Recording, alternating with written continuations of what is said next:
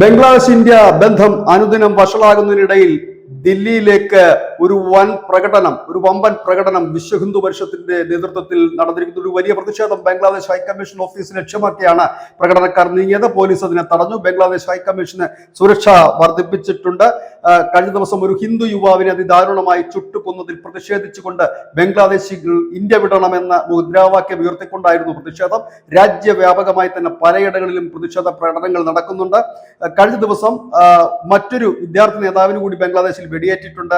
മോണ്ടാലബ് Saqr എന്ന് പറയുന്ന വിദ്യാർത്ഥി നേതാവിനാണ് വെടിയേറ്റത്. ഇദ്ദേഹത്തിന്റെ നിലയും ഗുരുതരമായി തന്നെ തുടരുകയാണ്. ഏതായാലും വരും ദിവസങ്ങളിൽ പ്രക്ഷോഭം കടുപ്പിക്കുമെന്നാണ് വിശ്വ ഹിന്ദു പരിഷത്ത് അറിയിച്ചിരിക്കുന്നത്. അതിന്റെ മുന്നോടിയായിട്ടാണ് ദില്ലിയിൽ പ്രതിഷേധ പ്രകടനങ്ങൾ നടന്നത് എന്നാണ് അറിയാൻ കഴിഞ്ഞത്.